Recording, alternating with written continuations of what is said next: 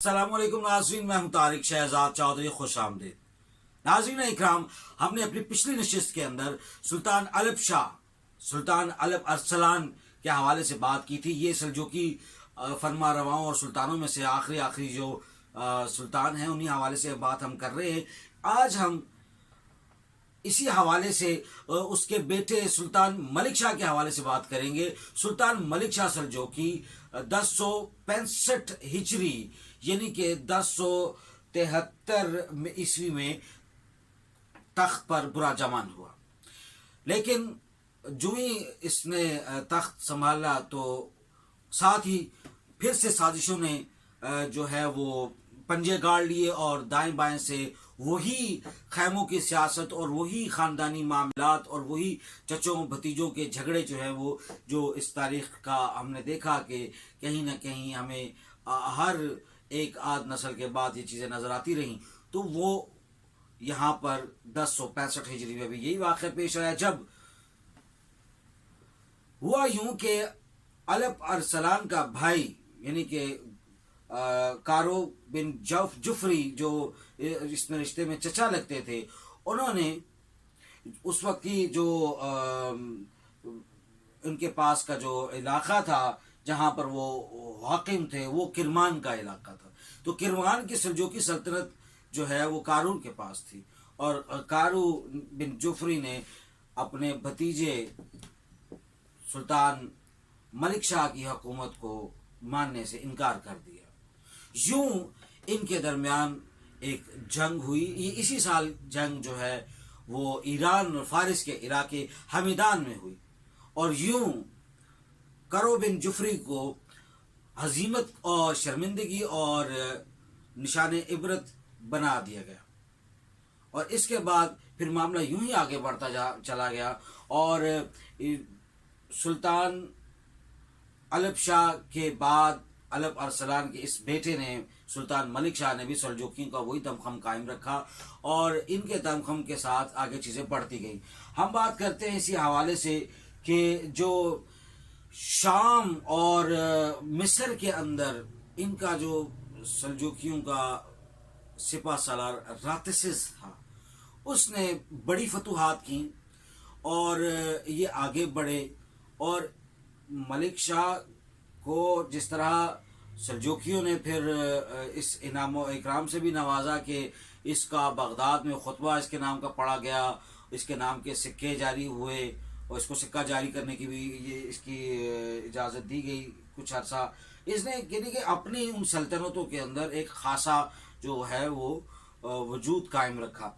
दूसरा इसी हवाले से मैं ये अर्ज़ करता चलूँ कि जो दमिश्क जो है इस वक्त उन्होंने जो सरहदों को बड़ा किया तो उसमें अफ़गानिस्तान से लेके इधर हम देखते हैं कि मगरब में शेख कुचक तक चले गए थे और शुमाल में अफ़गानिस्तान से भी तक इनकी वो ईरान और फारस तक इनकी सल्तनत का वजूद था और फिर उधर से हम देखते हैं कि बिलाद शाम तक इनकी सल्तनत जो है वो तूल पकड़ चुकी थी। अब हमने ये देखा कि सलाजिका रोम के हवाले से हमने बात की, सलाजिका शाम के हवाले से बात की और सलाजिका बिलाद शाम के हवाले से हमने बात की। तो ये जो तीन बड़े मराकज़ थे सल्जूकों के और इन तीन बड़े मराकज़ की वजह से अब्बासी खिलाफत को एक दवाम हासिल था।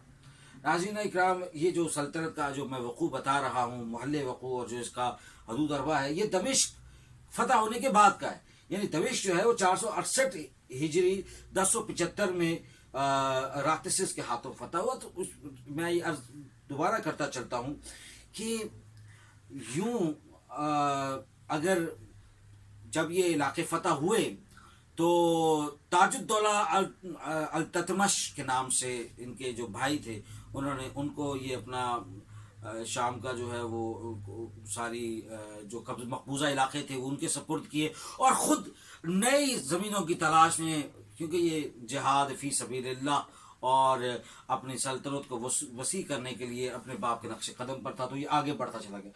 सलातीन फ़िल मशरिक़ वल मग़रिब के सफ़ा नंबर 29 पर भी इसी तरह दर्ज है।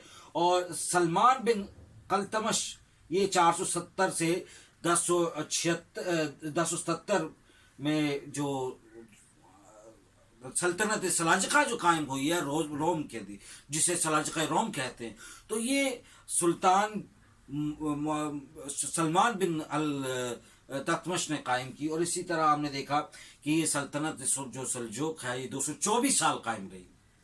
और ये फिर हम ये कहेंगे कि अबुल फारिस अल खतमश बिन इसराइल जो है इसका पहला हुक्मरान था जिसने ये सल्तनत कायम की।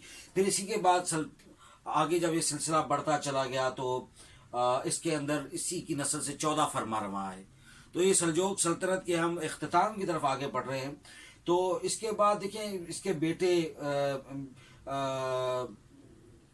जो दाऊद था उसने आगे इंताकिया फतह किया। कूनिया जो है वो 480 हिजरी यानी कि 1087 को फतह हुआ। और फिर इसी तरह से ये सलमान बिन कतलमश ने इसको फतेह किया था। फिर अर्ज ये करता चलूं कि रातिसिस की जो नाकामी है वो एक बड़ी वजह थी कि सुल्तान मलिक शाह जो है वो उस रियासत को उस तरह से इस्तेकाम नहीं दे सका, जोड़ नहीं सका। फतुहात तो चलती रही लेकिन वो जोड़ नहीं सका। फिर इसी तरह से हम याद करते चलते हैं कि 1300 ईस्वी और 700 हिजरी तक जो है ये मामला जो है वो चलते रहे। लेकिन चूंकि वो दमखम नहीं रह चुका था, इसके अंदर जो रियासत को ताकत जो थी और उसके अंदर वो बुजुर्गी ख़त्म हो चुकी थी और बहुत सारे ऐसे मसाइल थे जिसकी वजह से रियासत जो है वो एक जगह पर तोड़ फोड़ का शिकार थी। उधर से नसरानियों के हमले हो रहे थे, ईरान और इराक़ के अंदर भी बगावतें आ चुकी थीं और ख़ुद बगदाद के अंदर भी वो मैंने जैसे कहा कि रातिसिस जो है उसने एक हमला किया। वही छोटी सी एक मामूली सी नसरानी फ़ौज जो है उसको जाके उसने उसको टक्कर दी और इस तरह उसका बड़ा नुकसान किया। और इस तरह से जूं जूं सल्जुक सल्तनत कमज़ोर होती गई, जूं जूं अब्बासी सल्तनत जो है वो नाकामी की तरफ बढ़ रही थी। रातिसिस की नाकामी की मैंने 459 हिजरी और 1076 ईस्वी की बात हमने की। और सलातीन फिल मशरिक़ मगरिब में भी इसी तरह से ये लिखा है कि तुगरल बेग और अरसलान और फिर जो मलिक शाह इनके बाद वो दमखम न रहा और इन्हीं की वजह से उनको भी कुछ दवाम मिला हुआ था, अब्बासियों को भी। तो यूं जो है 700 हिजरी और 1300 ईस्वी में जो है ये जो बेज़ंतीनी शहर जो थे उस वक्त के वो उन्होंने मंगोलों के हाथों जनाब उनकी मंगोलों ने फतह किया और फिर इस तरह ये आगे चीज़ें बढ़ती की जिसका आप अगली वीडियो में जिक्र करेंगे। बहुत शुक्रिया।